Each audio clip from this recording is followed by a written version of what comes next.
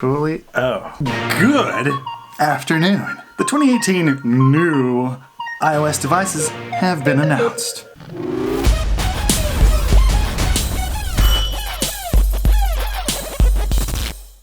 One of the first things that I thought of when the keynote started was, oh hell no, they did not use a transporter effect to move this motherfucker from here to wherever the they moved him. I was like, no! Another thing I noticed is that they went through a hell of a lot of effort to bring that clicker to Mr. Cook when the folks over at Samsung only had to do this and press a few buttons. When they announced the Note 9, they were using the clicker on the S Pen to do the entire presentation, and they told them later, so you, Apple. They called iOS the most personal operating system, and I beg to differ. Take one look at the personalization options on Android and take one look at the personalization options on iOS and tell me which one you think is the most personal operating system ever. They boasted about shipping their 2 billionth iOS device. And I thought it was funny because there were about 7 billion people in the world, so it's kind of like a stealthy, under-the-radar testament at the amount of the global smartphone share that they actually have. I'm not going to talk about the Apple Watch very much just because that's not the purpose of this video, but I will say that them talking about their customizable watch faces is like, oh, that's cool. It's pretty nifty. Yeah, it's great. During the little reveal sequence of the new-ish phones, I thought it was funny that it was like, let's make a dark reveal video that shows almost nothing about the phone, and that's probably because there's not a whole lot of new to show. They're calling it the XS or the XS, like excessively boring or excessively the same. But as with every S iteration of the iPhones, it's really not surprising.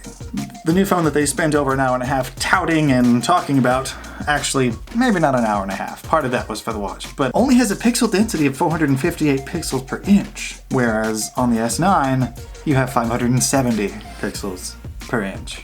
I find it funny that 3 times they put the iPhone 8 Plus next to the new ones and saying, look at how this device is bigger, but we have a smaller device and a bigger display. Isn't that cool? Like, we're badass. When again, this has been done and been done and been done.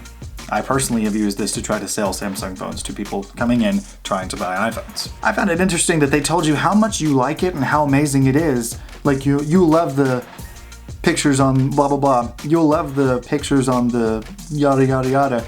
Gaming is amazing. You'll love this and this, and you like the blah blah blah. It's like on Shrek, where Lord Farquaad was making his announcement, and he has his cue guys. With every phrase he ends, they switch their cue cards with applause, revered awe, revered silence.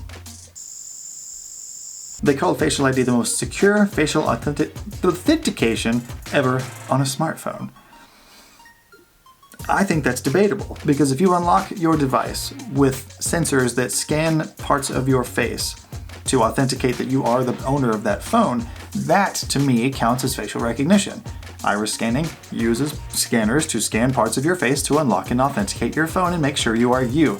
So does Face ID. However, unless they've done something to magically enhance the blah blah blah and they didn't brag about extra sensors on that dot matrix and flood camera, illuminator, this and that and the other, is it still going to get fooled by people that look just like the owner of the phone, like it has in the past? You don't hear about that with the iris scanners. They bragged about the new processor being able to do 5 trillion operations per second, and I guarantee you that in these comments and in other videos comments that are not praising this new device, people are going to spit out that 5 trillion calculations per second thing, whether they know what it means or not. I don't even know entirely what it means, so I'm not going to say, that's bullshit, blah, blah, blah, but I will promise you that people are going to be like, well, yeah, well, the new A12 Bionic chip spits out 5 trillion operations per second, man. As is the case with all of the other S iterations of phones that talk about more power, better this, more power efficiency, yada yada, but what's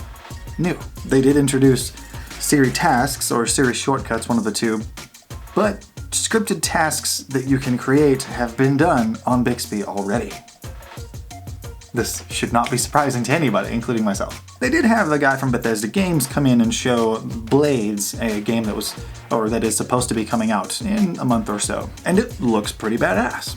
And because we haven't seen it on a Samsung or anything else other than an iOS platform, I withhold comment because I just don't know. They talked about how the immersive stereo sound and blah blah blah will make you feel like you're in the game. Oh my god.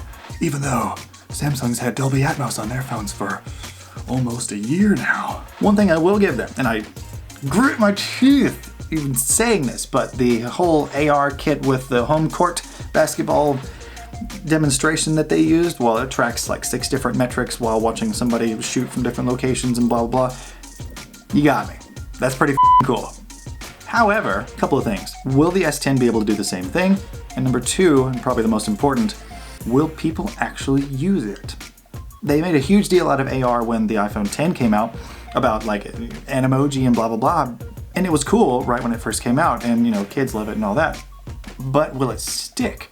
Will people actually use it? That is yet to be determined. It's like how people press the gimmick button when Samsung comes out with this new thing saying, hey, look how awesome this is, and in its own niche application it might be awesome, but will it stick? Only time will tell. They said it was the world's most popular camera. I don't know how the they know that, first of all. And it's weird that it's supposedly the world's most popular camera when its f1.8 camera on the back still can't touch Samsung's f1.5 on the back of theirs.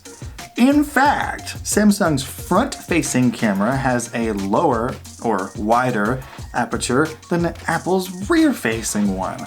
So we still got them on the low light aspect of things, or at least with aperture size. They showed a few examples claiming that they'd been taken with the iPhone that they were talking about and that had not been retouched or anything. However, considering how dishonest they've been in the past, I don't trust them for a second. So I'll have to see how the pictures compare in a side-by-side comparison.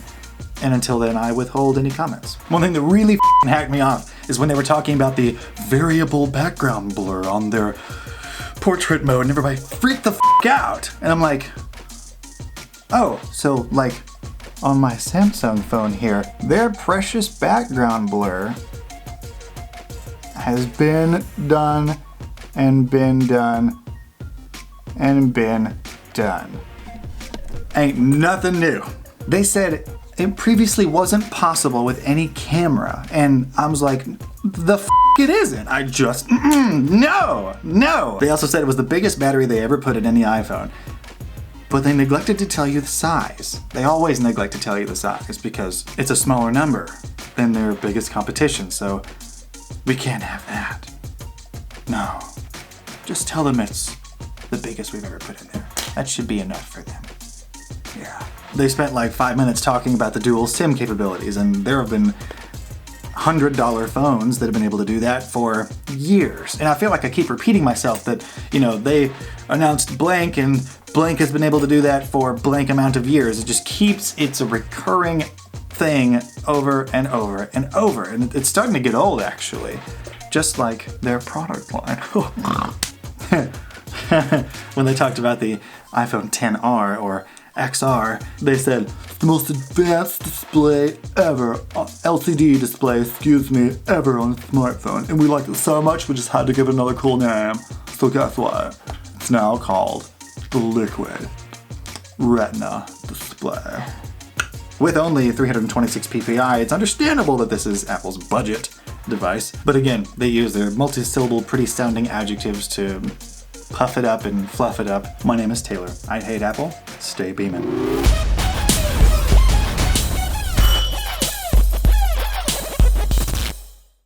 Also, an appreciation for the Scotties on Patreon is an order anywhere from $10 to $15 a month is what these people pay, and those are Unit Omega, Anthony Jackson, Christopher Caswell, Sin O, Eric Price, Josh Utley, Kyler, Nick Hawks, Spidget, Stephen Nichols, and Stuart Glover. I stay with my Scotties. My Scotties are my boys. I ride with them. And I put that on the generation. There's also the Beamers, anywhere from $1 to $2 a month, and those three are Encrypted Bunny, Excelsior, and David Larson.